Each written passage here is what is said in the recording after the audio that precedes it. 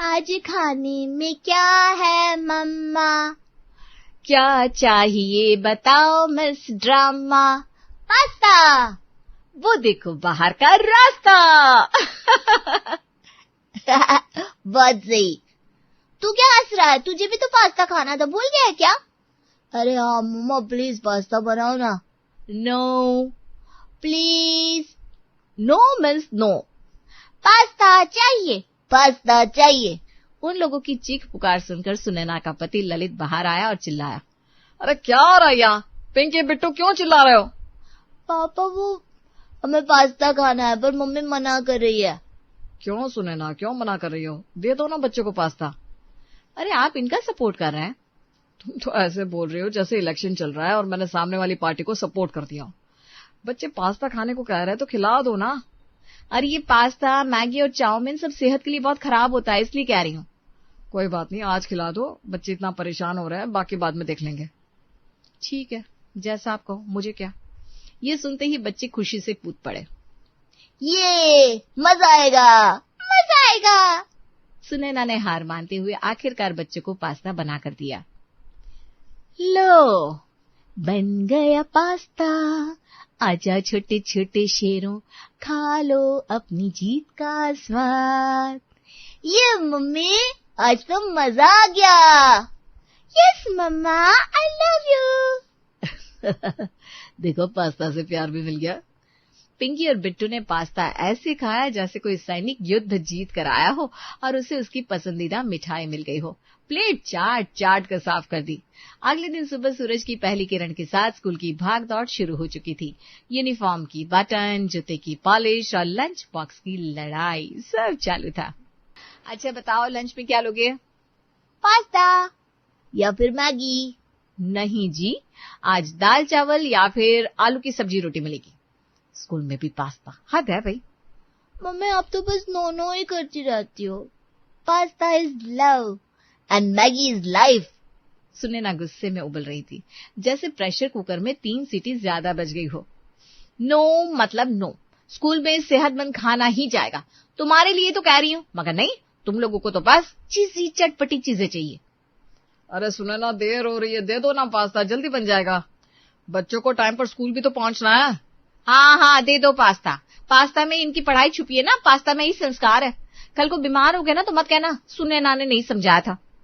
बच्चे मुस्कुराते हैं जैसे ओलंपिक जीत गए हो। लंच में पास्ता लेकर निकल गए। सुनैना बस भगवान को मन ही मन याद करती रह गई। फिर जब वो स्कूल से लौटे तो उनकी दादी सत्यवती आई हुई थी। दादी आप आ गई? मुझे तो पता था आप आएंगी, मुझे सपना आया था। ओहो मेरे शेर बच्चे, कितने दुबले हो गए हो। हाँ, क्या खिला रही है तुम्हारी मम्मी? खिला तो रही हूँ मम्मी जी, पर आजकल बच्चों की पसंद ही ऐसी हो गई है, बस पास्ता मैगी बर्गर। हाय राम, ये क्या खा रहे हैं बच्चे? इनकी हड्डियां मजबूत कैसे होगी? गांव चलो, 2 दिन में पहलवान बन जाओगे। दाल चावल तो ये लोग खाते ही नहीं है। अब जब मैं आ गई हूँ ना, देखती हूँ कैसे नहीं खाते हैं दाल चावल। आज तो तू मेरे कहने से बना कर ला, मैं बांट कर खिलाऊंगी। ओह नो, आज तो हमारी बर्बादी का दिन है। दादी भी मम्मी की टीम में चली गई। मुझे तो अपना बचपन याद आ गया, वही डांट वही प्यार। चलो बच्चों, अब असली खाना शुरू। उस दिन सुनैना ने दाल चावल बड़े जतन से बनाए, मगर जब थाली लेकर आई तो सत्यवती की नजरों में तूफान था। यह क्या है? दाल है या उबला हुआ पानी? और ये चावल ऐसे उड़ रहा है जैसे कोई चिड़िया के पंख। मम्मी जी मैंने तो घी भी डाला है, आज थोड़ी जल्दी थी तो। अरे घी कहाँ है? घी मुझे तो दिख ही नहीं रहा। स्वाद तो ऐसा है जैसे हवा में नमक मिला दिया हो। मम्मी आप भी ना। अरे चुप रह तू। सुनैना, जब तक मैं यहाँ हूँ खाना गांव के तरीके से बनेगा, तभी तो बच्चों की हड्डियां मजबूत होगी और अकल तेज। ठीक है मम्मी जी, अगली बार और ध्यान रखूंगी। सत्यवती ने सुनैना के बनाए दाल चावल को ऐसे खाया जैसे कोई कड़वा काढ़ा निगल रही हो। मुंह ऐसे बन रहा था जैसे मिर्ची जुबान पर नाच रही हो, लेकिन बस खा लिया। बहुत अच्छा, अगर किसी को भूख ना लगी हो तो भी खा लेगा। चलो पेट भर गया, या ये कहो कि मन भर गया। सुनैना मुस्कुराई जरूर, लेकिन उसके मन में थोड़ी चिढ़न थी। अगले दिन से सत्यवती का असली रूप सामने आने लगा। अब वो ताजा खाना नहीं, ताजा ताने परोसने लगी थी, खासकर बच्चों के लिए। अरे भगवान, ये बच्चे तो जैसे चप्पल के फीते हो गए। पतले पतले। हमारे गांव में तो बच्चे ऐसे गदराए हुए होते थे कि हाथ मिलाओ तो हथेली में उंगलियां खो जाए। मम्मी जी, आजकल बच्चों का मेटाबॉलिज्म। अरे रहने दे या मेटा फेटा, असली बात तो यह है तुम लोग बच्चों को कुछ खिलाते ही नहीं हो। गांव में देखो बच्चे सुबह उठते ही गुड़ खा के दौड़ते हैं और ये टीवी देखते देखते हड्डियां गिनवाते हैं। बिट्टू दौड़ते हुए आया और अचानक फिसलकर जमीन पर गिर पड़ा। घुटने छिल गए और आवाज आई, मम्मी। देख लिया, गिरा और ऐसे रोने लगा जैसे कोई युद्ध हार गया हो। गांव में तो बच्चे दिन में 5 बार गिरते हैं फिर भी उठकर कूदते हैं। क्यों? क्योंकि वहां देसी घी होता है। हड्डियां ऐसी मजबूत के गिरने पर धरती बोलती है, माफ करना बच्चा, मुझे चोट लग गई। मम्मी जी, बच्चा है, गिर गया, लग गई, अब क्या करूं मैं? करो यही कि आज से घी डालो हर खाने में, वरना ये बच्चे ऐसे ही रुई की तरह उड़ते रहेंगे। सुनैना का गुस्सा अब उबाल पर था, लेकिन उसका चेहरा अब भी वही संस्कारी बहू वाला था जो सब सुनती है पर बोलती नहीं। फिर शाम में सत्यवती हवा खाने के बहाने पार्क पहुंची, लेकिन वहां भी तानों का चलन शुरू हो गया। बेंच पर बैठते ही उन्होंने सामने खेलते बच्चों की स्कैनिंग शुरू कर दी, जैसे किसी रियलिटी शो में जज बनी हो। हाय राम, ये क्या हालत है बच्चों की। हवा चले और ये बच्चा उड़ जाए जैसे पतंग बिना डोर के। इनके माँ बाप कुछ खिलाते भी है या नहीं? आंटी जी, आप कैसी बात कर रही हैं? ये सब बच्चे हमारे हैं। ओहो, तो फिर और चिंता की बात है। देखो बिटिया, मैं तुमसे कह रही हूँ, देसी घी दो बच्चों को, वरना ये ऐसे ही कुपोषण के विज्ञापन बन जाएंगे। पता नहीं तुम लोग प्यार करते हो या सिर्फ फोन पकड़ाकर छोड़ देते हो। रीना का चेहरा लाल हो गया। उसका बच्चा भी वहीं खेल रहा था और अब वो अंदर से फुफकार रही थी। आंटी जी, हम लोग अपने बच्चों की अच्छी देखभाल करते हैं, आप ऐसी बातें ना करें जिससे किसी को बुरा लगे। सच कड़वा होता है बिटिया, मैं तो तुम्हारे भले के लिए कह रही हूँ, वरना कल को तुम्हारा बेटा स्कूल में गिर गया तो कहना मत कि किसी ने चेताया नहीं।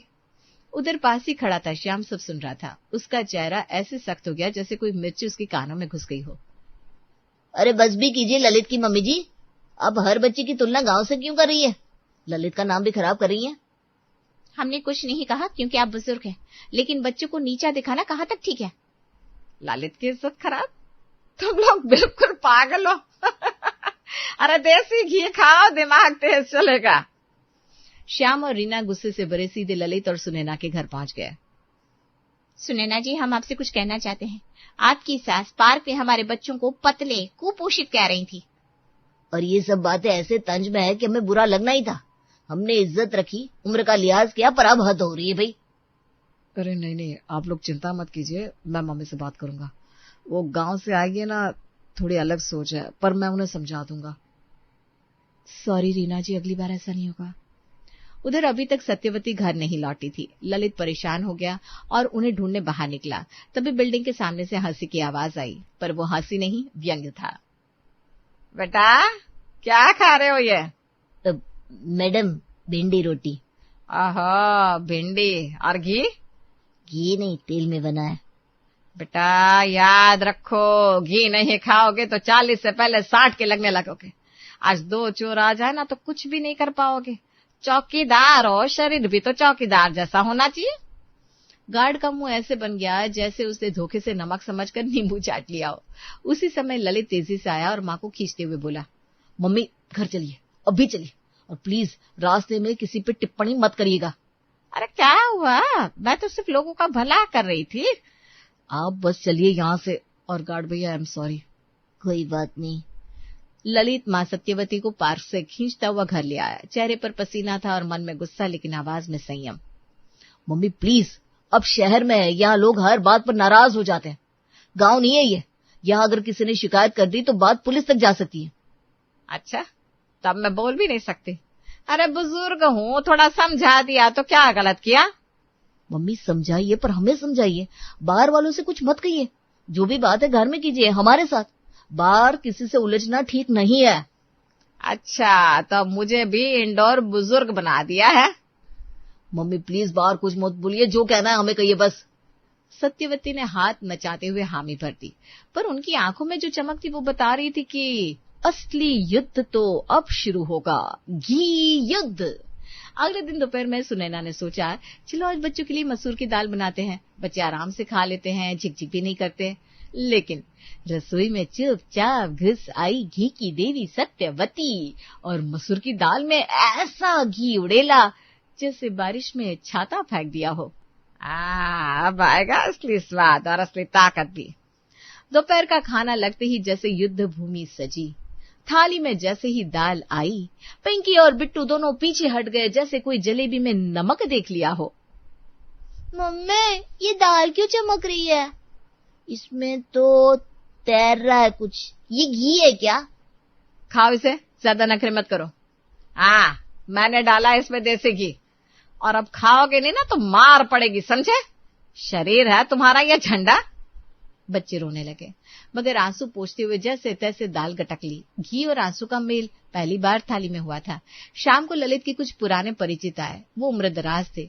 सत्यवती ने सुन लिया, उम्रदराज? तो फिर घी को भी लगा दिया अपनी ड्यूटी पर। अब आए हैं मेहमान, अब देखेगा देसी घी का जलवा। खाने की थाली लगते ही जैसे मेहमानों की नाक तैलीय सुगंध से भर गई। पहला निवाला लिया और चेहरा बन गया जैसे रोटी नहीं रिफाइनरी खा ली हो। अरे ललित, तुम्हें पता तो है मुझे घी से परहेज है। ये क्या खिला दिया? अभी मेरा तो बीपी बढ़ जाएगा। अरे नहीं, मैंने नहीं डाला। मैंने तो आपके लिए अलग खाना बनाया था। ये तो मेरी सासू माँ ने। जी हाँ, मैंने डाला। क्या बुरा किया? घी अमृत है, अमृत। आपको फायदा ही होगा। और किसी के लिए अमृत नहीं होता, थोड़ा समझदारी होनी चाहिए। सत्यवती को जैसे कोई चैलेंज कर गया हो। अब वो अपने शब्दों से तलवार चलाने लगी। आप जैसे लोग ही शरीर को कमजोर बना देते हैं। अरे घी नहीं खाओगे तो हड्डियां हवा में टूट जाएंगी। मेहमान ने रोटी छोड़ दी और उठ खड़े हुए। मैं चला, अब यहाँ खाना नहीं खा सकता। घी में डूबा सम्मान मैं नहीं निकल सकता। ललित का चेहरा लाज से लाल और शर्म से पीला हो गया था। मम्मी, आपको समझ में क्यों नहीं आता? कुछ लोगों की मेडिकल कंडीशन ऐसी होती है, हर जगह घी घी मत कीजिए। अच्छा, अब मेडिकल मुझे सिखाओगे? अरे मैंने तुमको भी देसी घी खिलाकर बड़ा किया है। ललित चुप रह गया और पैर पटकते हुए कमरे में चला गया। अगले दिन बच्चों की आंख खुलते ही पास्ता और मैगी की बातें करने लगे। मम्मी, आज तो पास्ता बना दो प्लीज, और मैगी भी प्लीज मम्मा, 2 पैकेट। क्या? फिर वही जहर? आज के बाद इन शब्दों का उच्चारण भी नहीं करोगे वरना जीभ पर मिर्च लगा दूंगी। बच्चे चिल्लाने लगे, खाएंगे खाएंगे, पास्ता खाएंगे। लेकिन सत्यवती की एक दहाड़ ने दोनों को चुप कर दिया। उसने बच्चों के लिए आलू का भरता बनवाया। मम्मी, इसमें घी मत डालना, स्कूल में चिपक जाता है। हाँ ठीक है, बिना घी का ही दूंगी बस। लेकिन सत्यवती ने आंख बचाकर अपना प्यारा पीला अमृत देसी घी चुपचाप भरते में मिला दिया। उस दिन नहीं पता था उनको कि ये भरता स्कूल लेकर जाना है। बच्चों ने जैसे ही टिफिन बैग खोला, अंदर से किताबों की जगह चिकनाई की लहर निकली। घी ने सब पर कब्जा कर लिया था। विज्ञान, गणित और हिंदी, तीनों विषय अब घी विज्ञान बन चुके थे। दादी दादी, घर लौटने पर दोनों ने अपनी माँ को गुस्से में सब कुछ बताया। मम्मी, सारी किताबें खराब हो गई, घी फैल गया टिफिन से, बैग पूरा तेली हो गया, बाढ़ आ गई है बैग में। हे भगवान, अब तो पूरा कोर्स फिर से लेना पड़ेगा। मम्मी जी, आप कम से कम बता तो देती कि घी डाल रही हैं, मैं प्लास्टिक बैग में पैक कर देती। अच्छा, माफी, अगली बार बता दूंगी। वैसे भी तुम्हें तो पता ही है मैं हर चीज में देसी घी डालती हूँ, तो तुम्हें खुद समझ लेना चाहिए था ना। जी सही कहा, मुझे समझ लेना चाहिए था। घर का माहौल अब देसी घी की गंध से ऐसा भर चुका था कि दीवारें भी फिसलने लगी थी। रसोई में घी, ड्राइंग रूम में घी, यहाँ तक कि हवा में भी घी घुल गया था। इसी बीच जब दोपहर ढलने को थी और सब अपने अपने काम में लगे थे, तभी घर का दरवाजा जोर से खुला। ललित तूफान बनकर घर में दाखिल हुआ। चेहरा लाल, आंखें आग जैसी, और हाथ में अपना बैग लटक रहा था। बैग से टपकती टिप टिप बूंदें जमीन को घी घोल बना रही थी। अरे ललित, क्या हुआ तुम्हें? ऐसे गुस्से में क्यों? तुमने आज लंच में मुझे क्या दिया था? वही जो रोज रोटी सब्जी। रोटी सब्जी? उसमें तुमने तूफान भर के देसी घी उड़ाल दिया था। मेरा पूरा बैग घी में तरबतर हो गया और मेरा लैपटॉप घी उसके अंदर तक घुस गया। अरे खराब हो गया सब कुछ। सुनैना की सांसें थम गई। उससे एक नजर माँ सत्यवती की ओर डाली और देखा कि सासू माँ तो मंद मंद ही मुस्कुरा रही थी। अरे वो घी मैंने डाला था, बहू ने नहीं। तो जानता है ना बेटा, मैं हर चीज में देसी घी डालती हूँ, स्वाद के साथ साथ संस्कार भी मिलते हैं उसमें। अरे मम्मी, आपको बिल्कुल अकल नहीं है क्या? लैपटॉप खराब हो गया मेरा, उसमें साल भर का डेटा था, प्रोजेक्ट्स, क्लाइंट्स, फाइलें, अब मैं सब कैसे वापस लाऊं? अरे मैं तो सिर्फ क्या, घी डालना था तो कम से कम बता तो देती। अब मैं कंपनी को क्या जवाब दूं? मेरे लिए वो सारा काम दोबारा कौन करेगा? सत्यवती कुछ पल के लिए शांत रही, पर ये माँ का मौन कब तक टिकता? हाँ, डाला था। और सुन, तू मुझ पर ऐसे चिल्लाएगा? मैंने तुझे अपनी कोख में 9 महीने रखा था, तुझे इस दिन के लिए पैदा किया था कि तू अपनी माँ पे चीखे। सुनैना ने सिर झुका लिया और मन ही मन सोचा, लो फिर शुरू हो गया इनका भावनात्मक ड्रामा। ललित ने एक लंबी सांस ली और लगभग थक हार कर बोला, ठीक है मम्मी, जो मन में आए कीजिए, वैसे भी इस बवाल का हल मुझे ही निकालना है। अब स्थिति ये हो गई थी कि सत्यवती हर चीज में घी नहीं, घी का सागर बहा रही थी। एक दिन तो हाल ये हुआ कि पड़ोस के कुछ लोग दरवाजे पर आ धमके, सुनिए, घर में से अजीब सी तेज गंध आ रही है, कोई चीज सड़ तो नहीं रही? कोई लाश वगैरह तो दबा नहीं दी थी घर में? अरे नहीं, देसी घी की खुशबू है ये। तुम शहरियों को क्या समझ में आएगा, ये तो गांव की हवा है, अमृत है, अमृत। हाँ, अमृत ही होगा, हमें तो लगा कोई केमिकल विस्फोट हुआ है। पड़ोसी हंसते हंसते चले गए, पर घर के भीतर अब तूफान से पहले की शांति नहीं, बल्कि घी से पहले की घुटन छा चुकी थी। इसी दौरान बच्चे फिर से चिल्लाए, मम्मी आज हम पास्ता खाएंगे। पास्ता, मैगी, अभी क्या अभी? नहीं, मैंने मना किया है, ये सब कूड़ा कचरा नहीं खाओगे। तुम्हारा शरीर है या प्लास्टिक का डिब्बा? बच्चों ने अब की बार तय कर लिया था, दादी की बात नहीं मानेंगे। वे जिद पर अड़ गए, चिल्लाए और लुढ़कते पटकते रहे। सत्यवती ने उन्हें डांटा, पीटना चाहा, लेकिन इस बार बच्चे पीछे नहीं हटे। ठीक है, बना देती हूँ पास्ता। पर पास्ता पकते ही सत्यवती रसोई में बिल्ली की तरह दबे पांव घुसी और उसमें भी देसी घी उड़ेल दिया। मम्मी, इसमें भी घी डाला है, हमने खाएंगे ये पास्ता वास्ता घिस्टा। ये पास्ता नहीं, ये घिस्ट्रा है। सुनैना ने एक लंबी मुस्कान दी, कम से कम इसी बहाने जंक फूड से तो दूरी हुई। अब जब भी ये पास्ता मांगेंगे मैं घी डाल दूंगी, खुद ही मुंह मोड़ लेंगे। दिन बीते, सप्ताह बीते और अंततः एक दिन सत्यवती ने सबको चौंकाते हुए ऐलान कर दिया, अब बहुत दिन हो गए यहाँ, मैं वापस गांव जा रही हूँ। सुनैना का मन तो अंदर से बैंड बाजा बजा रहा था, लेकिन चेहरे पर ऐसा भाव लाया जैसे घर का दीप बुझ रहा हो। अरे मम्मी जी, इतनी जल्दी? आपके बिना घर सूना हो जाएगा। लेकिन जाते जाते एक बात कहूं, आपने मेरे बच्चों की जंक फूड खाने की आदत छुड़वा दी, इसके लिए बहुत बहुत धन्यवाद। सत्यवती मुस्कुराई और धीरे धीरे गांव की ओर रवाना हो गई। पीछे छोड़ गई घी की यादें और रसोई में जलते दियों की सौंधी महक। कुछ दिन बाद घर में फिर से पास्ता की फरमाइश। मम्मी, अब तो दादी गई, अब तो पास्ता मिलेगा ना? हाँ, लेकिन अब मैं भी अपने सासू माँ के नक्शे कदम पर चलूंगी, तो पास्ता में देसी घी तो जरूर डालूंगी। नहीं, हम नहीं खाएंगे घी वाला पास्ता। कौशल्या के घर में शादी की तैयारियां शुरू हो गई थी। सबसे पहले मेहमानों में उसकी बड़ी ननद घर में आ चुकी थी। कौशल्या उसे अपनी होने वाली छोटी बहू के बारे में बताते हुए बड़ी ही खुश नजर आ रही थी। अरे जीजी, आपको क्या बताऊं, ये जो हमारी खुशी है ना, बड़ी चुलबुली है और खाना बनाने का तो उसे बड़ा ही शौक है। जब देखो कुछ ना कुछ नया ट्राई करती रहती है। कभी बर्गर बनाती है तो कभी वो क्या कहते हैं, मोमो। लेकिन अगर उससे खाने के लिए कह दो तो खाएगी कुछ नहीं, बस खिलाने का बड़ा शौक है उसे। अरे वाह, ये तो बड़ी अच्छी चोखी बात कही तूने कौशल्या।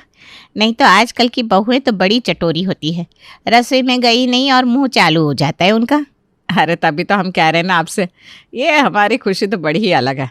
हमेशा दूसरों के लिए नई नई चीजें बनाती रहती है, खुद के लिए कभी कुछ नहीं करती। अरे फिर तो उससे मिलना ही पड़ेगा सच में। अब तुमने इतनी तारीफ कर दी है तो हमारा भी मन कर गया है उससे मिलने का। अरे जीजी, आप जब उससे मिलेंगी ना तो बड़ी खुश हो जाएंगी। हम तो कहते हैं शादी के बाद आप उसके हाथ का अलग अलग पकवान खा कर ही जाइएगा। अब ये तो बात पक्की है कि हम तो जब तक तेरी छोटी बहू के हाथ के पकवान नहीं खा लेते तब तक जाएंगे ही नहीं भाई। कौशल्या जैसा बता रही थी, उसकी छोटी बहू सच में वैसी ही थी। हमारी खुशी को अलग अलग चीज़ें ट्राई करने का बड़ा ही शौक था। वो जब भी यूट्यूब पर नया कुछ देखती तो उसे ट्राई करने के लिए उतावली हो जाती, लेकिन फिलहाल तो इस वक्त अपनी शादी को लेकर बड़ी उत्साही थी। चलो चलो सब लोग आ जाओ, दूल्हा दुल्हन आ चुके हैं मंडप में। कितनी सुंदर लग रही है ना खुशी। हाँ, दोनों की जोड़ी राम सीता जैसी लग रही है बिल्कुल। खुशी कह रही थी कि यहाँ मंडप में एंट्री बड़े धमाकेदार स्टाइल में लेने वाली है। धमाकेदार मतलब? अरे रेवती माँ, वो देखो खुशी डांस करते हुए आ रही है, देखो। खुशी को नई चीज़ें ट्राई करने का शौक तो था ही, इसलिए वो बाइक पे डांस करती हुई अपने मंडप पे एंट्री लेती है, जिसे देखकर सब लोग बड़े ही खुश हो जाते हैं, क्योंकि आज से पहले ऐसा किसी ने कुछ नहीं देखा था। देखा जीजी, मैंने कहा था ना सबसे अलग है मेरी छोटी बहू। देखा कैसे स्टाइल में एंट्री मारी है उसने। भाई मानना पड़ेगा तेरी छोटी बहू को, सबको चौंका के रख दिया उसने तो। अरे अभी आगे आगे देखिए क्या होता है बुआ जी। खुशी की एंट्री से सब लोग बड़े ही खुश हो गए थे। उसके बाद उसने वरमाला में भी कुछ कमाल ही किया था। वरमाला उड़कर मेहुल और खुशी के पास आ गई, जिसे देखकर वहां हर इंसान नाचने लगा। अरे माँ जी, यहाँ सब लोग बोल रहे हैं कि आपकी छोटी बहू तो बड़ी कमाल निकली। सब लोग हमारे घर की शादी की ही तारीफ कर रहे हैं। अरे हमने तो सपने में भी नहीं सोचा था कि ऐसी एंट्री भी हो सकती है। ऐसा कुछ वरमाला में भी हो सकता है, लेकिन खुशी ने तो सच में कमाल ही कर दिया। सबको दिखा दिया कि हमारे घर की छोटी बहू सबसे अलग है। शादी के ये नज़ारे देखकर तो सब मेहमान काफ़ी उत्साही हो गए थे। बुआ जी समेत मामी जी और ताई जी सब लोग खुशी का गृह प्रवेश करवाने कौशल्या के घर पहुंच गए थे। अरे खुशी बहू, देख तो तेरे स्वागत में कितने लोग आए हैं यहाँ। अरे हमें तो आना ही था। इनकी शादी देखकर तो हमें अब देखना है कि खुशी बहू खाने में क्या कमाल करती है आखिर। अरे बुआ जी, आप चिंता मत कीजिए, कल ही हमारी खुशी की पहली रसोई है, देखिएगा उसमें वो क्या धमाल करती है। कल मैं आप सबके लिए एक ऐसी चीज़ बनाऊंगी जो आपने सिर्फ फिल्मों में या इंटरनेट पे देखी होगी। फिर तो हम भी यही हैं, कल हम छोटी बहू के हाथों की पहली रसोई खाएंगे। हाँ हाँ, आप सब रुकिए यहाँ, कल मैं आपके लिए कुछ अलग सा हट के बनाऊंगी। हमसे तो अब कल का इंतज़ार करना भी मुश्किल हो गया है। कल तक का इंतज़ार तो अब सबको रहेगा बुआ जी। खुशी के आने से सबके मन में एक अलग ही उत्साह की लहर सी छा गई थी। सबको अगले दिन का इंतज़ार था कि कब छोटी बहू वो अलग सी हट के डिश बनाए और वो उसे चखे। प्रणाम बुआ जी, प्रणाम ताई जी। हाँ हाँ, प्रणाम तो सबको होता ही रहेगा। अब जल्दी से बता कि आज क्या हट के बनाने वाली है। आज मैं बिल्कुल फायर सा कुछ बनाने वाली हूँ बुआ जी। क्या कहा? फायर? बुआ जी, मैं आज फायर पानी पूरी बनाने वाली हूँ। बुआ जी, वो आपने फ़ोन में नहीं देखा जो यूट्यूब पर दिखाते हैं, पानी पूरी के ऊपर आग लगी होती है? बस आज हमारी खुशी वही बनाने वाली है। अरे वाह, आज तक तो हमने इसे सिर्फ यूट्यूब पर ही देखा था, आज तो हम इसे अपने सामने देखने वाले हैं। बड़ा ही मज़ा आएगा। आप सब तैयार हो जाइए एक नए अनुभव के लिए, क्योंकि अब मैं आ गई हूँ ना इस घर में, तो आपको नए नए अनुभव तो होते ही रहेंगे। अरे कहीं नज़र ना लग जाए मेरी बहू को। चल बहू, अभी जल्दी से बना दे ये फायर पानी पूरी। आज तो मैं इसका वीडियो भी लूँगी और अपने व्हाट्सएप पर भी रखूँगी, जिससे मेरी सारी सहेलियाँ जल जाएंगी। जी माँ जी, अभी बनाती हूँ। फायर पानीपुरी का नाम सुनते ही सबके मन में लड्डू फूटने लगे थे। सब लोग बेसब्री से खुशी का इंतजार कर रहे थे और कुछ देर बाद खुशी एक बड़ी सी थाली लेकर पानीपुरी लेकर आ जाती है। बन गई फायर पानीपुरी बहू। बस अब मेरा हथियार इसमें काम करेगा, ये रहा। खुशी ने एक बड़ा सा लाइटर निकाला और सारी पानीपुरी के चीज़ के ऊपर आग लगा दी और सबको अपना मुंह खोलकर रखने को कहा। सब लोग अपना मुंह खोलकर रखिए, फायर पानीपुरी आपके मुंह में बस आने ही वाली है। खुशी ने एक एक करके सबके मुंह में फायर पानीपुरी डाल दी, जिससे आग से सबका मुंह जल गया। सबने जल्दी से ठंडा पानी अपने मुंह में लिया और चिल्लाने लगे, हाय मर गई, मेरा मुंह जला दिया छोटी तूने तो। हाय अब क्या करूं, मर गई मैं तो। अरे फायर पानीपुरी में तो सच में फायर थी, अब तो जिंदगी में कभी आग के सामने भी ना जा पाऊंगी। अरे बुआ जी, हुआ ना अलग से अनुभव। मैंने कहा था ना आपको ये अनुभव पहले कभी नहीं हुआ होगा। अरे मुझे करना भी नहीं है ऐसा अनुभव फिर से। ये ले तेरा नेक। कौशल्या, मैं तो जा रही हूँ, पता नहीं तेरी नई बहू और क्या क्या अनुभव कराने वाली है तुझे। अरे जीजी, खाना तो खा कर जाइए। अरे खाना खाने के लिए ज़बान भी तो होनी चाहिए ना, वो तो तेरी बहू ने जला दी। अब नहीं रहना मुझे यहाँ। खुशी, ये क्या, सब लोग भाग गए। अरे भाभी, इन्हें आदत नहीं है ना ऐसी अलग सी चीजें खाने की, बस इसलिए। अब मैं आ गई हूँ ना, सब कुछ बदल दूंगी। मम्मी जी, हम तो इसे फूल समझे थे, ये तो सच में फायर निकली। आज इसका पहला दिन ऐसा है, न जाने आगे क्या करेगी। हे भगवान, रक्षा करना हमारी। अरे पहले बर्फ तो ला, मुंह जल रहा है। मेरा भी, आइए। किसी ने सोचा भी नहीं था कि खुशी सच में ऐसा कुछ कर देगी, लेकिन ये तो बस शुरुआत थी। अगले दिन से तो वो कुछ न कुछ अतरंगी करती ही रहती थी। ये देखिए, आज ना मैंने फ्रोजन पराठे बनाए हैं। फ्रोजन पराठे? ये क्या है भला? मैं क्या कह रही थी खुशी कि ये तुम भी खा लो हमारे साथ, तुम्हें भी तो इतना नया कुछ खाने का अनुभव हो। नहीं भाभी, आपको पता है ना, मुझे सिर्फ खाना बनाने का शौक है। मैं सिर्फ खाना परोसूंगी आप सबको। आखिर यही तो एक बहू का धर्म होता है ना। आप सब इन नई नई चीज़ों का अनुभव कीजिए, मैं आपको परोस देती हूँ। कल की फायर पानी पूरी से इतना डर गया हूँ मैं, आज ये फ्रोजन पराठे सबके सामने लाकर रख दिए। तेरे बीवी है, तुझे ही सबसे पहले खाना होगा। मेरी बीवी है, लेकिन पसंद तो आप सबने किया ना मेरे लिए। हाँ, आप सब भी इस सजा के हकदार हैं। चलिए सब साथ में खाते हैं। अरे खाइए ना, अब सब रुके क्यों हैं? खाने से पहले भगवान का नाम ले लो कि इन फ्रोजन पराठों को खाने के बाद हम सब सही सलामत बच पाए। सब लोग प्रार्थना करने के बाद फ्रोजन पराठे खाते हैं, जो कि इतने ठंडे थे कि चबाना तो दूर की बात है, टूट भी नहीं रहे थे।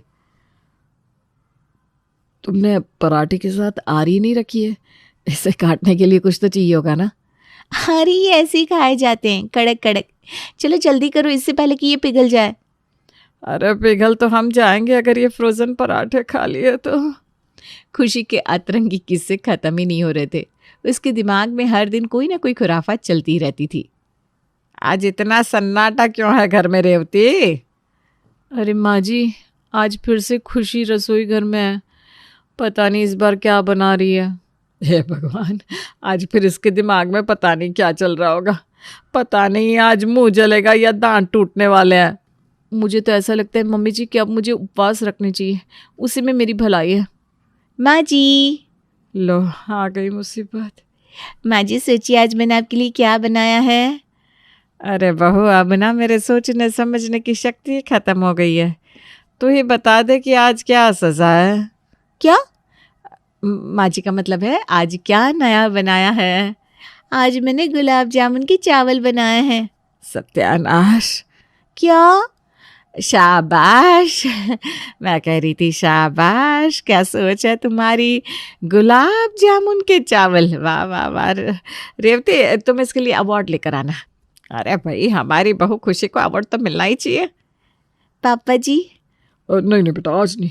आज मेरा व्रत है और अभी मुझे बाहर जाना है। कल बात करते हैं। हाँ, निकलो यहाँ से। ये लो, ये तो निकल गए हैं हमें फंसाकर।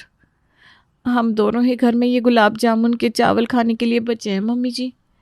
खाने में अलग अलग चीज़ें बनाने तक तो फिर भी ठीक था, लेकिन अब तो खुशी यूट्यूब पर नए नए ट्रेंड को देखकर वो भी घर में ट्राई करने लगी थी। ये लीजिए पापा जी रोटी। हाँ दे दो बेटा। अरे लीजिए ना। अरे ये क्या कर रही हो खुशी? रोटी हाथ में क्यों नहीं आ रही है? अरे आज इसने यूट्यूब पर वो आइसक्रीम वाले को देखा है ना, जो आइसक्रीम नहीं देता आसानी से, बस वही आपके साथ कर रही है। खुशी बहुत देर तक यही करती रही, जिससे सब लोग अब थक गए थे। रेवती, एक काम कर, होटल से रोटियां मंगवा ले। खुशी, तू ना बेटा खेलती रहे ये सब। हाँ, इसका तो खेल ही ख़त्म नहीं होने वाला आज। मैं बाहर से ही रोटियां मंगवा लेती हूँ। खुशी के ससुराल वाले अब तो सदमे में रहते थे, न जाने कब खुशी कोई नया चोंचला लेकर उनके सामने आ जाए। लेकिन हमारी खुशी को तो इन सब से कोई फ़र्क ही नहीं पड़ रहा था। माँ जी, देख, आज ना मैं तुझे पहले ही कह रही हूँ, आज मैं कुछ खाने वाली नहीं हूँ और ना ही आज कुछ खेलने के मूड में हूँ, इसलिए तू यहाँ से चली जा। हाँ खुशी, तुम्हें कितनी बार कहा है कि ये सब पैंतरे मत आजमाया करो। हर बार तुम कुछ अलग करने के चक्कर में हमें फंसा देती हो। अरे भाभी, जिंदगी में फन होना ज़रूरी है, इसलिए कुछ न कुछ अलग ट्राई करते रहना चाहिए। हाँ, बात तो तुम बिल्कुल सही कह रहे हो। वैसे आज क्या नया ट्राई किया है, ज़रा बताओ। वही तो बताने आई थी आपको। आज ना नागिन नूडल्स बनाए हैं, देखिए। अरे वाह, दिखाओ ज़रा। देखिए, अब इसे खाते ही आप डांस करने लगेंगी। हैं, ये तो बहुत अच्छी लग रही है। ये रेवती को क्या हो गया, आज इसकी तारीफ क्यों कर रही है? मैंने भी ना आज तुम्हारे लिए एक चीज़ बनाई है। ये देखो, इसे कहते हैं झोल लड्डू, स्पेशली तुम्हारे लिए बनाए हैं। वो क्या है ना, तुम अपना खाना तो सिर्फ परोसती हो, खाती तो हो नहीं, तो आज मैंने खुद अपने हाथों से तुम्हारे लिए बनाए हैं। अरे भाभी, इसकी क्या ज़रूरत थी? अरे क्यों नहीं, इसकी बहुत ज़रूरत थी। लो खाओ। अभी आपने इतने प्यार से बनाए तो ज़रूर खाऊंगी। रेवती ने जो झोल लड्डू बनाए थे उसमें उसने जुलाब की गोलियां डाल दी थी, जिसे खाते ही खुशी एकदम से बाथरूम की ओर भागने लगी। अरे मेरा पेट, मैं अभी आती हूँ। हाँ, जाओ जाओ, आराम से आओ। हाँ, अरे इसे क्या हो गया अचानक से? बस माँ जी, आज इसने खुद भी कुछ नया सा ट्राई जो कर लिया है। हमेशा परोसती थी ना सबको, आज खुद खा भी लिया। सुबह से शाम हो गई खुशी को, लेकिन बाथरूम के चक्कर ही लगा रही थी वो। अब तो बाथरूम का पानी भी खत्म हो गया था, इसलिए उसने अंदर से रेवती को आवाज़ लगाई। अरे भाभी, ज़रा पानी चालू करना। अच्छा, मैं सोच रही हूँ पानी चालू करूँ कि नहीं। अरे भाभी, चालू करिए ना, क्यों ऐसा कर रही हैं? ये कोई समय है क्या खेलने का? हाँ, तो खाना खाते वक्त भी रोटी के साथ खेलना अब से बंद कर देना, समझी? भाभी, मैं आपकी बात समझ गई, प्लीज पानी चालू कीजिए। तुम कहो तो तुम्हारे लिए फायर साबुन ले आओ। भाभी, आज से मैं कुछ भी अतरंगी नहीं करूंगी, सच में। अब प्लीज पानी चालू कर दीजिए। खुशी को अपना सबक मिल चुका था। जुलाब की गोली ने उसके अंदर के अतरंगी कीड़े को मार दिया। उसे समझ में आ गया था कि वो जो अपने शौक के लिए लोगों के साथ खेल रही थी वो गलत था। जब अपने ऊपर बात आती है तो हमें उस चीज़ से गुजरने में कितनी तकलीफ होती है। माँ जी, देखिए आज मैंने क्या बनाया है। हैं? फिर से क्या बना कर ले आई? माँ जी, देखिए तो सही क्या बनाया मैंने। क्या बनाया है, जल्दी से बता दे तू ही। आज मैंने सरसों का साग और मक्की की रोटी बनाई है, सिर्फ और सिर्फ आपके लिए। अरे माँ जी, डरिए मत, इसमें से कोई फायर नहीं निकलने वाली। हाँ, और ना ही इसमें कोई झोल है। अब तो मैं सिर्फ खाना परोसूंगी नहीं, खाऊंगी भी। सर्दियाँ शुरू हुई नहीं कि सबके घरों में आलू, गाजर, मटर बननी शुरू हो जाती है। और कभी कभी तो हालात इतने बुरे हो जाते हैं कि इन 3 सब्जियों के अलावा घर में कोई छोटी सब्जी बनने की बारी ही नहीं आती। ऐसी ही समस्या चल रही है आजकल पुष्पा निवास में। अरे भाभी, जल्दी से नाश्ता ला दो, देर हो रही है ऑफिस के लिए। हाँ भाभी, प्लीज जल्दी, मुझे भी कॉलेज जाना है। अरे हाँ भाई, ला रही हूँ। ये लो, सब गर्मा गर्म पराठे खाओ। अरे वाह, पराठे गोभी के बनाए, क्या बात है। अरे नहीं, गाजर के बनाए। क्या, गाजर के पराठे? हाँ, गाजर के पराठे। जब बाकी सब्जियों के पराठे बन सकते तो गाजर के क्यों नहीं बन सकते? और कल आलू के पराठे बनाए थे तो मैंने सोचा आज गाजर के बना लेती हूँ। अच्छा ठीक है भाभी, अभी जो भी बनाया है दे दो। सब लोग सुबह सुबह गाजर के पराठे खाकर निकल जाते हैं, लेकिन ऑफिस जाकर जब नितिन अपना टिफिन खोलता है, अरे नहीं यार, फिर से आलू गाजर मटर की सब्जी। हफ्ते में 5 दिन इसके अलावा और कुछ बनता ही नहीं। अलग बनता है तो वो है आलू मटर, गाजर मटर। ये सब्जियां खा खा कर मेरा दिमाग खराब हो गया है। अरे क्या हो गया तुझे, क्यों इतना गुस्सा कर रहा है? अरे कुछ नहीं यार, बस रोज रोज एक सब्जी खाकर पक गया हूँ मैं।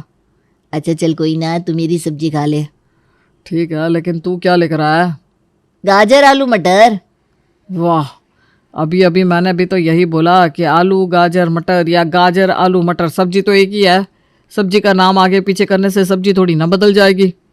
बेचारा नितिन, उसके तो कलीग्स भी लंच में यही सब्जी लेकर आए थे, तो मजबूरी में उसे वही खानी पड़ती है अगले दिन। देखो योगिता, आज संडे का दिन है, हम सबकी छुट्टी है, तो प्लीज़ आलू गाजर मटर ये सब्जी तो बिल्कुल मत बनाना।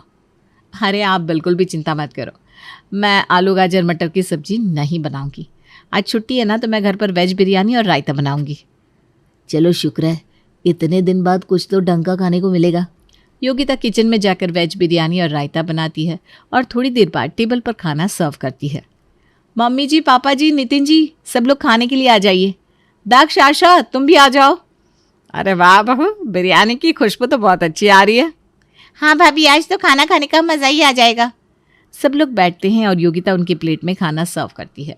तभी बिरयानी देखते ही सबका माथा ठनक जाता है। अरे भाभी, ये क्या कर दिया? बिरयानी में भी आलू गाजर मटर डाल दिए? अरे चलो डाले तो डाले, लेकिन कुछ और सब्जियां भी तो डाल देती। बेटा आलू और मटर तो मुझे बिरयानी में फिर भी समझ में आ रहे हैं, लेकिन गाजर, बिरयानी एकदम चटपटी है, उसमें ये मीठी मीठी गाजर बिल्कुल भी अच्छी नहीं लगेगी। अरे पापा जी आप एक बार खाकर तो देखिए, आपको बहुत अच्छी लगेगी। और साथ में रायता भी तो है।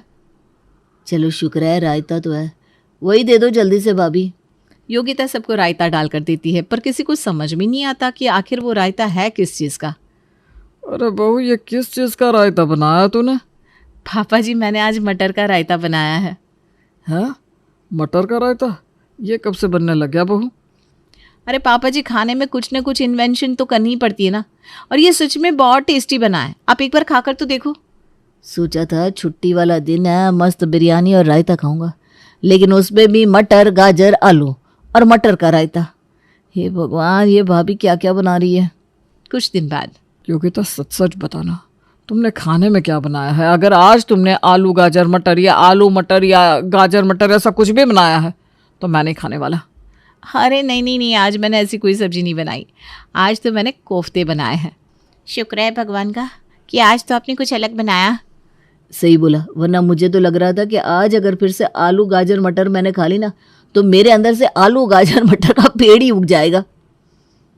सही बोला चाचू, अब तो स्कूल में भी मुझे सब आलू गाजर मटर कहकर चिढ़ाते हैं। अरे क्या तुम लोग भी, तुम तो ऐसे कह रहे हो जैसे मैं इनके अलावा तुम्हें और कुछ बनाकर ही नहीं देती। वाह, बोल भी तो देखो कौन रहा है। अच्छा जी चलो जल्दी से खाना दो, बहुत भूख लग रही है। योगिता सबको खाना सर्व करती है, लेकिन जैसे ही सब लोग खाने की पहली बाइट लेते तो उन्हें कोफ्ते का स्वाद कुछ अलग ही लगता है। बहू आज तूने लौकी का कोफ्ता कुछ अलग तरीके से बनाया है क्या? हाँ भाभी, कुछ अलग सा टेस्ट आ रहा है इसमें। अरे अलग टेस्ट तो आएगा ना, ये लौकी का कोफ्ता थोड़ी ना है। तो फिर किस चीज़ का है? गाजर और मटर का मिक्स कोफ्ता है, और ग्रेवी में ना थोड़ा सा उबला हुआ आलू भी मिलाया है। हे भगवान, कम से कम कोफ्ते को तो छोड़ देते। इतना खुश होकर खाना खाने के लिए बैठा था, सारा मूड खराब हो गया। अरे क्या मूड खराब हो गया? अब जब तक नहीं बताया था तब तक आपको पता लगा था क्या कि इसमें आलू गाजर मटर है? तब तो आप बड़े आराम से खा रहे थे, अभी पता चल गया तो नखरे कर रहे हो। अरे बहू लेकिन इसका टेस्ट सच में बहुत अजीब लग रहा है। हाँ मम्मा, दादी बिल्कुल ठीक कह रही है। कोफ्ते तो लौकी के ही अच्छे लगते हैं, या फिर मलाई कोफ्ता। ये तो कुछ समझ में नहीं आ रहा क्या है, मैं नहीं खाऊंगा। हाँ भाभी प्लीज़ आप अचार ला कर दे दो, मैं उसी के साथ रोटी खा लूँगा। तुम लोगों को पता नहीं नखरे ही कितने। लाती हूँ अचार। योगिता अंदर से अचार लाती है और अचार देखकर सबका मूड और ज़्यादा खराब हो जाता है, क्योंकि अचार भी किस चीज़ का था? आलू का, गाजर का और मटर का। अरे यार, अचार भी आलू गाजर मटर का। घर में कोई ऐसी चीज़ खाने की बची है जिसमें ये चीज़ें ना हो? और यार गाजर का अचार तो फिर भी चलो समझ में आता है, लेकिन आलू और मटर का भी अचार बना दिया तुमने। भैया मुझे तो लगता है भाभी ने आलू गाजर और मटर की डिशेस बनाने में पीएचडी कर ली है, इसीलिए एक्सपेरिमेंट पर एक्सपेरिमेंट करती जा रही है। लेकिन आपके एक्सपेरिमेंट्स हम पर भारी पड़ रहे हैं, प्लीज ये सब्जियां बनाना बंद कर दो। अरे क्या बनाना बंद कर दो? सर्दी में ही तो ये सब्जियां आती है, और आलू तो मैं सब्जी में इसलिए डालती हूँ क्योंकि वो सभी सब्जियों के साथ जाता है। अब खा लो चुपचाप। अभी तो हम खाना खा रहे हैं, लेकिन अगर फिर से तुमने ऐसा कुछ बनाया ना तो पक्का बता रहा हूँ, घर में नहीं खाना खाऊंगा मैं। अच्छा अच्छा ठीक है। अब योगिता को तो सर्दियों में वहम चढ़ गया था कि सर्दियों में बनानी है तो सिर्फ आलू गाजर मटर, लेकिन अब उसे मिल चुकी थी धमकी कि अब अगर उसने आलू गाजर या मटर का कुछ भी बनाया तो कोई भी खाना नहीं खाएगा। फिर उसने कुछ नया तरीका सोचा, अगर किसी को भी सामने आलू गाजर मटर दिख गई तो कोई खाना नहीं खाएगा। एक काम करती हूँ, मटर को पीसकर उसे आटे में मिला देती हूँ और आलू को पीसकर दाल में डाल दूंगी। अब योगिता सारी सब्जियों को पीसकर खाने में डाल देती है। थोड़ी देर बाद वो खाना सर्व करती है। तुमने फिर से रोटी में मटर डाल दी, मना किया था ना तुम्हें, पूरी रोटियां हरी हरी हो गई है। अरे नहीं नहीं, मटर नहीं है वो। क्या ये मटर की रोटी नहीं है तो फिर हरी कैसे हो गई भाभी? अरे सिर्फ मटर ही ऐसी इकलौती सब्जी थोड़ी ना है जिसका रंग हरा होता है, मेथी डाली है मैंने इसमें। आपने रोटी में मेथी डाली तो फिर चावल में क्या डाला मम्मा? ये सारे चावल रेड रेड क्यों हो गए? इसमें गाजर डाली है क्या? अरे बेटा केसर डाला है, केसर। केसर खाना ना बहुत अच्छा होता है, इसीलिए मैंने चावल में डाला। योगिता सबको बातों में बहलाती है, लेकिन जैसे ही सब खाना खाते हैं उनको खाने का टेस्ट समझ में आने लगता है। बहू, खाना खाकर हमें ये तो समझ में आ गया कि ना तो रोटी में मेथी है और ना ही चावल में केसर, लेकिन मुझे ये समझ में नहीं आ रहा है कि आखिर तूने दाल में क्या मिलाया है। कितनी गाढ़ी दाल मैंने अपनी जिंदगी में कभी नहीं खाई। सच सच बता, तूने इसमें क्या डाला है? मम्मी जी, वो आलू पीस कर डाला है। अरे बेटा, लेकिन दाल में आलू पीस कर डालने का क्या मतलब है? दाल तो तू सिंपल भी बना सकती थी। हाँ मम्मी जी, लेकिन वो पिछली बार की 3-4 आलू रखे थे तो मैंने सोचा दाल में डाल देती हूँ, कहीं ख़राब ना हो जाए। भाभी बस, अब और नहीं खेल सकते हम आलू गाजर मटर वाला खाना, इसलिए आज आप खाना नहीं बनाओगी, आज रात का खाना मैं बनाऊंगी। अरे लेकिन नहीं, लेकिन वेकिन कुछ नहीं, आज रात का खाना आशा ही बनाएगी, और खबरदार तुम किचन में भी गई तो। अब आशा शाम को किचन में खाना बनाने के लिए जाती है, लेकिन उसे किचन में गाजर मटर और आलू के अलावा चौथी कोई सब्जी दिखती नहीं, यहाँ तक कि छोले राजमा और दाल भी नहीं। अरे हद हो गई यार, इसके अलावा किचन में और कुछ है ही नहीं। लेकिन मैं हार नहीं मानूंगी, अभी ऑनलाइन सब्जी ऑर्डर करती हूँ। आशा ऑनलाइन सब्जी ऑर्डर करने लगती है, लेकिन आलू गाजर और मटर के अलावा और कोई सब्जी ऑनलाइन स्टॉक में थी ही नहीं। हे भगवान, क्या मुसीबत है। मुझे तो ऐसा लगता है कि पूरी कायनात हमारे पीछे पड़ गई है कि हम लोग खाएं तो सिर्फ आलू गाजर और मटर। बताओ, ऑनलाइन भी कोई और सब्जी नहीं मिल रही। कोई बात नहीं, मैं मार्केट जाकर लेकर आती हूँ। आशा मार्केट से सब्जी लेने जाती है, लेकिन वहां पर भी उसे हर ठेले पर आलू गाजर और मटर के अलावा कुछ नहीं मिलता। अरे भैया, दुनिया में सारी सब्जियां खत्म हो गई है क्या, जो इस आलू गाजर मटर के अलावा पूरी मार्केट में कुछ और है ही नहीं? अरे नहीं दीदी, थोड़ी देर पहले आती तो बहुत सारी सब्जियां मिल जाती, अभी शाम तक ना सारी सब्जियां खत्म हो जाती है। पहले पता होता तो आती नहीं, खामखा इतनी दूर आई थी, फिर भी कुछ नहीं मिला। पर कोई बात नहीं, मैं डेयरी जाकर पनीर ले लेती हूँ, पनीर लबाबदार बना लूँगी। आशा डेयरी वाले के पास पनीर लेने जाती है तो उसे वो भी नहीं मिलता। अरे हद हो गई, रोज़ तो तुम्हारे पास इतना सारा पनीर बचा रहता है और आज मुझे पनीर चाहिए तो तुम्हारे पास नहीं है। अरे दीदी, किसी के बच्चे का जन्मदिन था तो वो सारा पनीर लेकर चला गया, अब इसमें मैं क्या करूं? आप अगर थोड़ी देर पहले आती तो पनीर मिल जाता। आशा गुस्से में वहां से चली जाती है। क्या हुआ आशा, तुम खाली हाथ क्यों आ गई? तुम तो सब्जियां लेने गई थी ना। हाँ, लेकिन कोई सब्जी नहीं मिली, और तो और डेयरी वाले के पास पनीर भी नहीं मिला। अरे रे, ये तो बहुत बुरा हुआ। चलो कोई ना, तुम बैठो, थक गई होगी, मैं सबके लिए आलू गाजर मटर की सब्जी बना लेती हूँ। योगिता अपनी हंसी दबाकर सीधी किचन में जाती है। अच्छा हुआ जो मैंने पहले ही सब्जी वाले को फ़ोन कर दिया था कि आलू गाजर मटर के अलावा कोई भी सब्ज़ी बाहर मत रखना, और डेयरी वाले को भी समझा दिया था, वरना ये मेरे आलू गाजर मटर तो घर में बनने ही नहीं देती। बचपन से हर सर्दी में हर रोज़ मैंने आलू गाजर मटर खाए हैं, इसके अलावा मैं घर में कोई और सब्ज़ी बनने ही नहीं दूंगी। अब योगिता सबको फिर से आलू गाजर मटर सब्ज़ी खिला देती है, और आज तो कोई उसे कह भी नहीं सकता था क्योंकि आशा को तो कोई और सब्जी मिली ही नहीं थी। कुछ दिन बाद, खाना बनने से पहले बोल रहा हूँ, रोटी सब्जी नहीं खाऊंगा मैं, और ना ही चावल खाऊंगा। कुछ अच्छा सा बनाना आज प्लीज़। वैसे भी इतनी ठंड में कुछ गर्मा गर्म अलग सा खाने का मन कर रहा है, ऊपर से ज़ुकाम हो गया है सो अलग। अच्छा ठीक है, मैं काम करती हूँ, गर्मा गर्म खिचड़ी बना लेती हूँ और उसके साथ थोड़ा सूप भी बना लेती हूँ, ज़ुकाम में भी आराम लगेगा। हाँ ये ठीक है। ज़िंदगी में कभी खिचड़ी बनने पर इतनी खुशी नहीं हुई जितनी आज हो रही है। योगिता जाकर खिचड़ी और सूप बनाने की तैयारी शुरू करती है। मैंने आलू गाजर और मटर को पीस कर डाल दिया, लेकिन अगर खिचड़ी में डाला तो इनको पता लग जाएगा। एक काम करती हूँ, चॉपर में एकदम बारीक बारीक काट कर डाल देती हूँ, इन्हें दिखेगा ही नहीं। योगिता खिचड़ी में बिल्कुल बारीक बारीक आलू गाजर मटर डाल देती है और सूप में भी आलू गाजर मटर पीस कर डाल देती है, लेकिन नितिन जैसे ही वो खाना खाता है उसे सब कुछ समझ में आ जाता है। तुम्हें क्या लगा था इस खिचड़ी के अंदर बारीक बारीक सब्जियां काट कर डालोगी तो मुझे पता नहीं लगेगा? अरे साफ साफ आलू गाजर मटर का टेस्ट आ रहा है, और सूप में भी तुमने आलू गाजर मटर पीस कर डाल दिया। अरे बेशक सब्जियां दिखती नहीं है, लेकिन उनका टेस्ट तो समझ में आता है ना। देखो मेरी जुबान ने तो जवाब दे दिया, अब मैं ये नहीं खाऊंगा।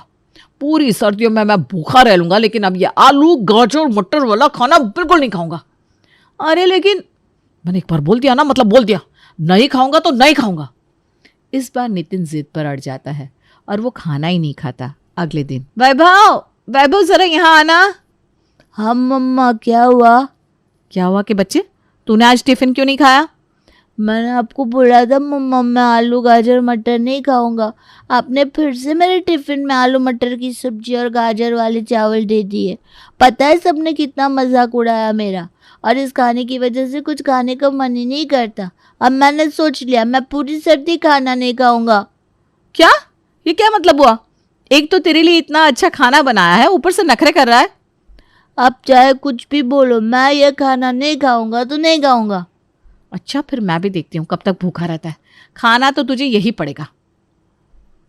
योगिता वैभव को डांट कर भगा देती है और सबके लिए रात को फिर से आलू गाजर मटर वाला खाना बना देती है। लेकिन आज तो सब लोगों ने ठान लिया था कि वो ये खाना नहीं खाएंगे। भाभी, एक बार पहले क्लियर कर रहा हूँ, अगर आज आपने फिर से ये आलू गाजर मटर वाला खाना बनाया है ना, तो हम में से कोई इसे नहीं खाने वाला। क्यों नहीं खाओगे? और इस टाइम मार्केट में कोई और सब्जी भी नहीं आ रही है, बताओ मैं क्या बनाऊं?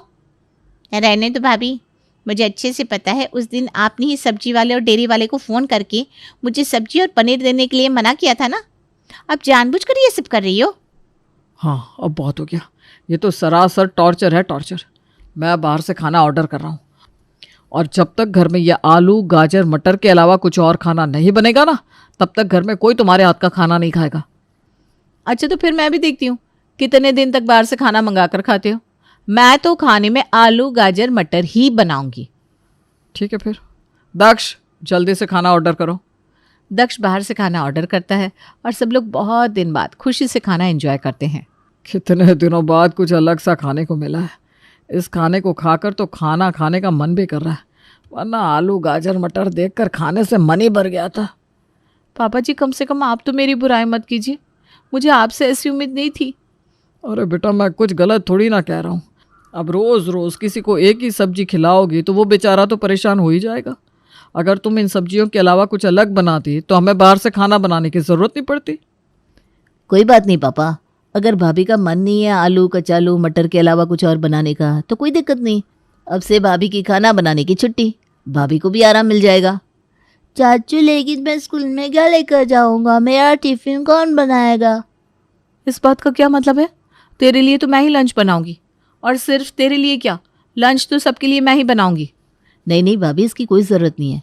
मैंने टिफ़िन सर्विस वालों से बात कर ली है, वो रोज़ मेरे भैया के लंच और वैभव के लंच का टिफ़िन भी टाइम पर भेज देंगे। ठीक है वैभव, चिंता करने की कोई बात नहीं है। थैंक यू चाचू। अरे क्या थैंक यू? फिर क्या मेरे हाथ का खाना कोई खाएगा ही नहीं? ब्रेकफास्ट लंच डिनर सब कुछ बाहर से? ये सब कोर्स भाभी। वैसे ये पनीर की सब्जी ना बहुत टेस्टी है दक्ष भैया, कल फिर से मंगाना। लगभग एक हफ्ता बीत जाता है, लेकिन योगिता के हाथ का खाना कोई नहीं खाता। सब उसके हाथ का खाना न खाने के लिए बगावत कर देते हैं और हर रोज़ बाहर से मंगा कर ही खाना खाते हैं, क्योंकि योगिता घर में आलू गाजर मटर के अलावा सब्जी लाने ही नहीं दे रही थी। इसलिए कोई घर में खाना बना ही नहीं पा रहा था। लेकिन एक हफ्ते बाद योगिता बहुत परेशान हो जाती है। जब मेरे बनाए हुए आलू गाजर मटर कोई खा ही नहीं रहा तो इनको बनाने का क्या फ़ायदा। छोड़ो, आज से घर में ये सब्जियां बनानी ही बंद। आज सबके लिए दाल मखनी और पनीर टिक्का मसाला बनाती हूँ। योगिता सबके लिए खाना बनाकर टेबल पर सर्व करती है। तभी दक्ष कहता है, तो फिर आज क्या ऑर्डर करना है भैया? आज तुम लोगों को कुछ भी ऑर्डर करने की ज़रूरत नहीं है। तुम्हें क्या लगता है हम आलू गाजर मटर खा लेंगे? बिल्कुल भी नहीं, खाना तो बाहर से ही आएगा। आलू गाजर मटर नहीं बनाया मैंने, दाल मखनी और पनीर टिक्का मसाला बनाया है। सच में मम्मा? हाँ बेटा, जब मेरे बनाए हुए आलू गाजर मटर वाले खाने को कोई खा ही नहीं रहा तो बनाने का क्या फ़ायदा।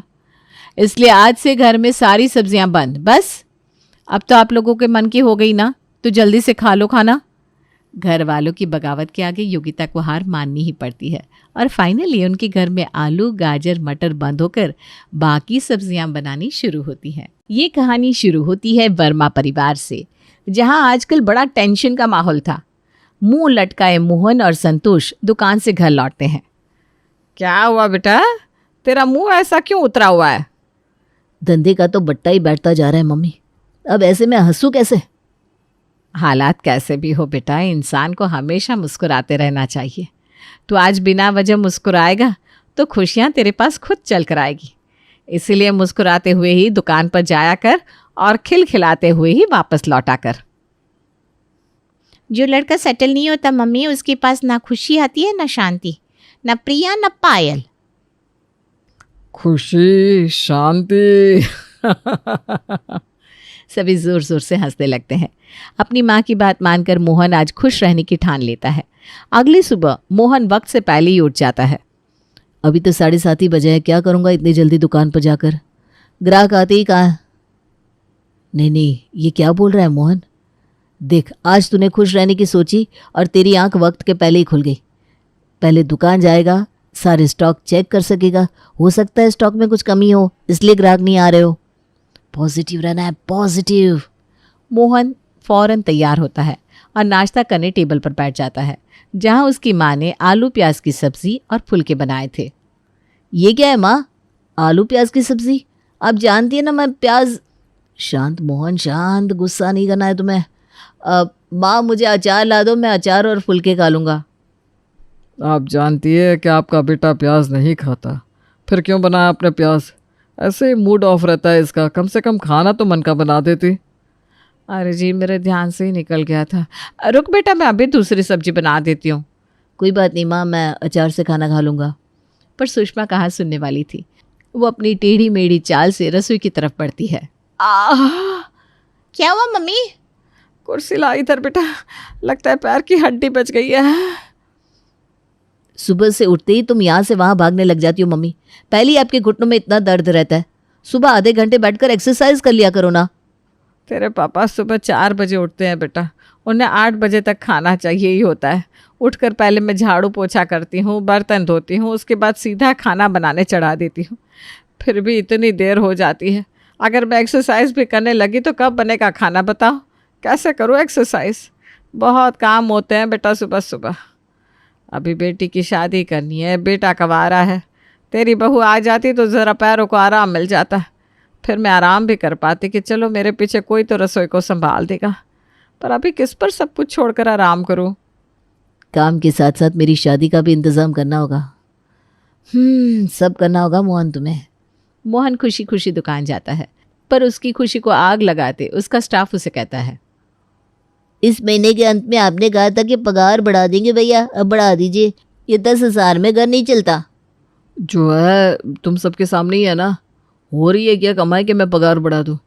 इतने में ही काम करना है तो करो, वरना अपने घर को रवाना हो जाओ। ऐसे ही 2 स्टाफ को आप निकाल चुके हैं, हमें भी आज नहीं तो कल निकाल ही देंगे। इससे अच्छा है कि हम खुद ही काम छोड़ दें। कल करे सो आज कर, आज करे सो अब। पल में दुकान ठप हो जाएगी। काम कैसे करेंगे? सामने की दुकान वाला हमें आगे से 15,000 दे रहा है, अगर ज़्यादा प्रेशर बनाया तो 17 तक भी दे देगा। चलते हैं हम भैया, राम राम। और एक साथ मोहन की दुकान के 2 स्टाफ काम छोड़कर चले जाते हैं। पूरे 1 हफ्ते तक मोहन पॉजिटिव रहने की कोशिश करता है, पर काहे की पॉजिटिविटी उसके काम आती। उसके हालात इतने खराब हो जाते हैं कि अब घर खर्च तक के भी पैसे बचना मुश्किल हो जाता है। तेरे लिए एक रिश्ता आया है बेटा, बोल करेगा शादी?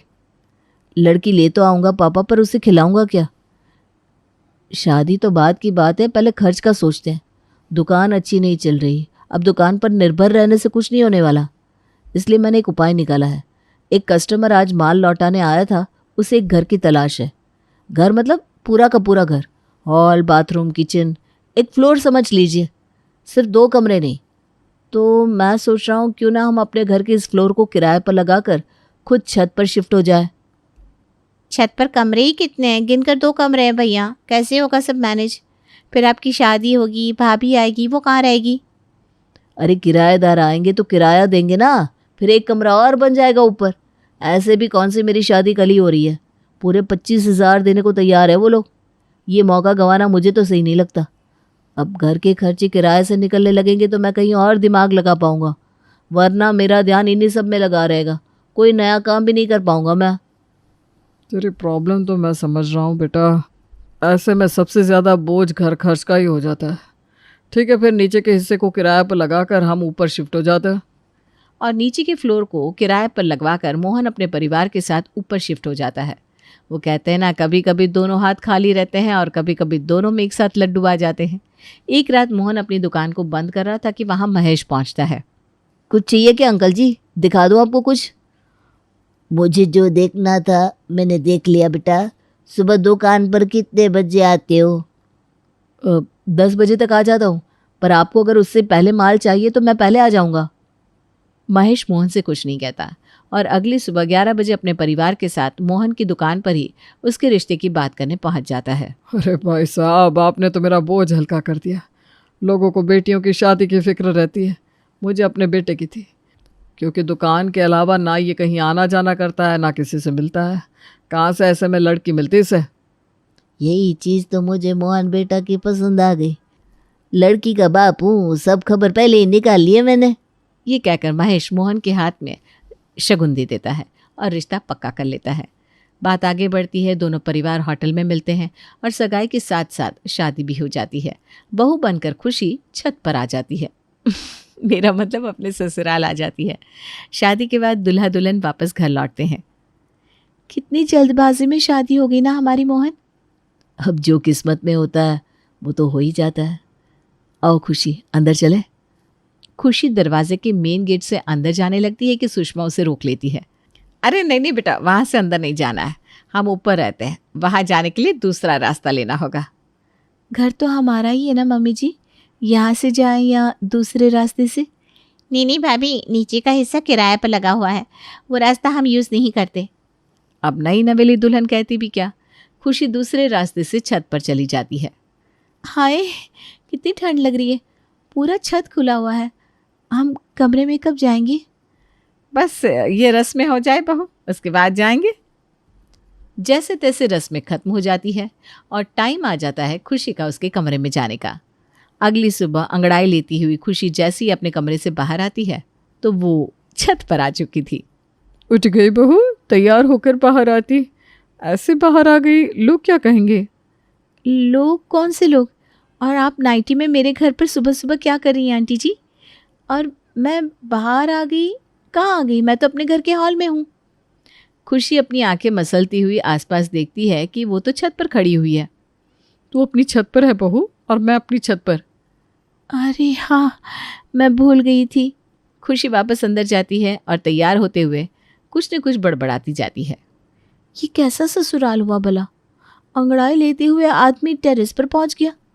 मैं तो जल्दी उठी थी कि कोई जाग ना जाए तो कॉमन वॉशरूम यूज़ कर लूँ। अब इतने के लिए तैयार होना पड़े तो क्या ही प्राइवेसी। वो तो अच्छा है विमला चाची थी छत पर, चाचा जी होते तो जी ही खट्टा हो जाता। ये क्या तब से खुद से बातें कर रही है खुशी? कुछ नहीं मोहन जी, हमारे कमरे से जो अटैच बाथरूम है वो इंडियन है और मुझे वेस्टर्न में जाने की आदत है जो कि बाहर है, और वहाँ तक पहुँचने के लिए मुझे छत होकर जाना पड़ता है। पता है ऐसा क्यों किया हमने? क्योंकि इसी बहाने इंसान उठते ही कपड़े बदलेगा, जिससे शरीर का आलस भागेगा। 5 कदम चलेगा, उसके शरीर को सुबह की हवा लगेगी। सुबह सुबह हरियाली देखना, थोड़ा चलना शरीर के लिए इतना अच्छा होता है, खास करके वेट लॉस के लिए। पर ये आपको वक्त के साथ समझ में आएगा। बाद में आप खुद कहेंगे थैंक यू मोहन जी। मोहन एक व्यापारी था, ग्राहक का दिमाग कैसे घुमाना है उसे अच्छी तरह आता था और ऐसे ही वो खुशी के दिमाग को घुमा देता है। बहू की मुंह दिखाई के लिए मेहमान आकर छत पर डेरा जमा लेते हैं। अरे बड़ी देर कर दी विमला, तुम तो पहले आ जाती, ये घर तुम्हारा भी तो है। करना ही क्या था तुम्हें? उस छत से इस छत पर छलांग लगानी थी। अरे सुषमा, क्या बताऊं, इतना काम रहता है कि काम खत्म हो तब तो छलांग लगाओ। इतनी हड़बड़ी में अपने बेटे और पति का खाना बनाया मैंने कि अपना ही बनाना भूल गई। अब मुंह दिखाए के साथ साथ बहू के हाथ का खाना भी खाकर जाऊंगी मैं। क्यों नहीं चाची जी, मैं भी खाना बना देती हूँ। खुशी रसोई में जाती है और सभी मेहमानों के लिए खाना तैयार करती है, पर छत तो खुला हुआ था, धूल मिट्टी से कब तक बचता। खुशी खाना छत पर ही रखे टेबल पर लगाती है, तभी उड़ता हुआ एक पत्ता जाकर खाने में गिर जाता है। संतोष की बहू, ये क्या है? मेरा ही खाना मिला था क्या बर्बाद करने के लिए? शादी के वक्त भी जब मेरा नंबर आया तब पानी पूरी खत्म हो गई थी, और यहाँ देखिए पत्ते के साथ खाना कौन परसता है? खाने में पत्ता कहाँ है आंटी जी, दिखाइए। अच्छा ये तो पीपल का पत्ता है आंटी जी। एक्चुअली खुशी ने खाना बनाने का कोर्स फॉरेन में किया था, वहाँ पर ना ऐसे ही पेड़ के पत्तों को खाने को सजाने के लिए इस्तेमाल किया जाता है। पर ऐसे खाना कौन सजाता है बेटा कि एक आदमी की प्लेट में पत्ता है दूसरे में नहीं? इसीलिए तो खुशी फेल हो जाती थी आंटी जी, इसे सब कुछ बराबर में करना आता ही कहाँ है। और यहाँ पे दिमाग लगाकर मोहन काम संभाल लेता है। सभी मेहमान अपने घर चले जाते हैं। सब चले गए, अब मैं खुद के लिए फुल्की सेक लेती हूँ। खुशी जैसी गैस ऑन करती है, छत से आ रही तेज हवा के कारण फ्लेम बुझ जाती है। हद हो गई ये कैसे ससुराल भेज दिया पापा जी ने मुझे। खुशी परेशान होकर अपने पापा को कॉल लगाती है। मैंने तो ये घर शादी के पहले देखा ही नहीं था पापा, पर आपने तो कहा था कि जांच पड़ताल अच्छे से की है। ये जांच पड़ताल की आपने? मोहन जी अपने घर की छत पर रहते हैं, नीचे का हिस्सा तो किराए पर लगा हुआ है। क्या? अब बाहर से देखने वाली इमारत अंदर से इतनी खोखली होगी, मुझे नहीं पता था बेटा। कमरे वमरे भी नहीं है क्या छत पर? खुले में सो रही हो तुम? कमरे तो है पापा, पर इतने खुले में कौन रहता है। कमरे से बाथरूम भी जाओ, किचन भी जाओ तो छत होकर जाना पड़ता है। और इनका घर इतना ऊंचा भी नहीं है कि किसी की नज़र मुझ पर ना पड़े। सभी की छत साथ में ही है। कमरे से बाहर निकलते ही लगता है पड़ोसी के घर आ गई हूँ। अभी तो गई है बेटा, थोड़ा एडजस्ट करने की कोशिश कर। अगर बात नहीं बनी तो मैं वहाँ आ जाऊँगा। सुषमा अपनी बहू को फ़ोन पर बात करता सुन लेती है और सीधा संतोष को जाकर सब बता देती है। ये क्या सुन रही हूँ मैं मम्मी? भाभी को इस छत के ससुराल से प्रॉब्लम हो रही है। ऐसे में अगर उन्होंने भैया को छोड़ दिया तो, क्योंकि आजकल यही चल रहा है। अरे तू फालतू मत बोल, मैं बहू के मन को डाइवर्ट करने की कोशिश करता हूँ। और रात के खाने पर संतोष टेबल पर कैंडल लगाकर पूरे छत को फेरी लाइट से सजा देता है। छत तो बहुत खूबसूरत लग रहा है पापा जी। सच में बहू, आजकल ना लोग रूफटॉप रेस्टोरेंट में जाना चाहते हैं, जहाँ खुले आकाश के नीचे चांद को देखते हुए खाना खाया जा सके। पर कहीं और जाकर बाहर का तला भुना खाने की क्या ज़रूरत है, जब खुद के ही छत को वैसा बनाया जा सकता है। तुम्हें और मोहन को तो साथ में वक्त भी नहीं मिल पा रहा है, तो मैंने सोचा क्यों ना छत को ही सजा दिया जाए। भले छत पर ससुराल है, पर ससुराल वाले तो ठीक ही हैं मेरे। संतोष की ये मेहनत खुशी को बड़ी खुशी देती है और रात को वो मोहन के साथ चांद की रोशनी में आराम से डिनर करती है। एक दोपहर। कितनी धूप है यार, 24 घंटे कोई कमरे में कैसे बैठा रहे। दिमाग की खिचड़ी बन जाती है। कमरे में बैठकर खाओ, कमरे में ही टीवी देखो। इतनी धूप में बाहर भी नहीं बैठ सकता कोई। तभी खुशी के कमरे के दरवाजे पर दस्तक होती है। भाभी क्या कमरे में बैठी हुई हैं? बाहर आइए, देखिए बाजू वाले घर में किस तरह लड़ाई हो रही है। कहाँ लड़ाई हो रही है? दिखाओ, मैं भी देखती हूँ। वो देखिए विमला आंटी के घर का नज़ारा, कैसे सास बहू एक दूसरे की दुश्मन बनी बैठी है। ये नज़ारा नीचे मिलता क्या आपको? बिल्कुल नहीं दीदी, ये नज़ारा तो ऊपर से ही लेने में मज़ा है। जब भी खुशी के दिमाग में कोई डाउट आता तो उसकी सास, ससुर या ननद उसके डाउट को प्यार से क्लियर करने में लग जाते। पर कब तक ये सब कुछ चलता? खुशी अब सब कुछ समझने लगी थी। बहुत हो गया मोहन जी, कब आपका काम सेटल होगा और कब हम नीचे जाकर शिफ्ट होंगे? अरे क्या हो गया खुशी जी, किसी ने कुछ बोला क्या? जैसे बच्ची का ध्यान उसके घाव से हटाने के लिए उसे लॉलीपॉप दिया जाता है ना, उसी तरह आप लोग मेरा ध्यान इस छत के ससुराल से हटाने के लिए मुझसे मीठी मीठी बातें करने लगते हैं। आपको समझ में भी आता है कितनी प्रॉब्लम होती है मुझे? प्रॉब्लम ये आ रहा, टीवी में बहू का मिसकैरेज कब होता है? जब वो छत पर या तो अचार सुखाने जाती है या कपड़े सुखाकर उतर रही होती है, या तो कमरे के बाहर ही छत है, आपको ऊपर नीचे भी नहीं करना पड़ता। मतलब नो जान का खतरा। अब कुछ दिनों में कड़ाके की ठंड पड़ेगी, सब छत में जाकर धूप सेकेंगे। छत पर धूप ही कितनी होती है, यहाँ देखिए कमरे से निकलती इतनी बड़ी बालकनी है। अब और क्या चाहिए आपको? मुझे खुशी चाहिए, खुशी, मुझे मेरा घर चाहिए। गुस्से में खुशी ना ही खाना बनाती है, ना ही एक हफ्ते तक अपने ससुराल में किसी से बात करती है, और सुबह सुबह वो हो जाता है जो किसी ने नहीं सोचा था। खुशी फ़ोन करके महेश को अपने घर बुला लेती है। ये ऐसे रखा जा रहा है मेरी बेटी को, ये मैंने आपसे एक्सपेक्ट नहीं किया था भाभी जी। बेटा सामान बांधो अपना, हम यहाँ से जा रहे हैं। अरे आप ये क्या कह रहे हैं भाई साहब, लोगों में बड़ी बदनामी होगी हमारी। 11 महीने हुए हैं शादी को, 2-3 साल तो एक दूसरे को जानने में लग जाते हैं ना, वक्त तो दीजिए दोनों को। देखिए अभी ना मोहन भी घर पर नहीं है। बहुत वक्त दे दिया मैंने आप लोगों को, अब मैं अपनी बेटी को ऐसे हालात में नहीं रख सकता। खुशी अपना सामान बांध लेती है और महेश उसका हाथ पकड़कर सीढ़ियों से नीचे उतर कर आ जाता है। तो वो क्या देखते हैं कि नीचे के किराएदार तो घर खाली कर रहे हैं। कहाँ जा रहे ये लोग? लगता है दामाद जी को नए किराएदार मिल गया है जो पुराने वाले को निकाल रहे हैं। तभी वहां मोहन आकर कहता है, 11 महीने का कॉन्ट्रैक्ट था पापा जी, जो ख़त्म हो गया है। आज हम नीचे शिफ्ट होने ही वाले थे, पर अब तो आप खुशी को लेकर वापस जा रहे हैं ना। इतने दिन छत पर टॉर्चर इसी दिन के लिए सहा था। मैं वापस नहीं जाने वाली पापा, मैं अपने ससुराल में ही रहूंगी। फाइनली खुशी को अपने ससुराल गृह प्रवेश करने का मौका मिल ही जाता है।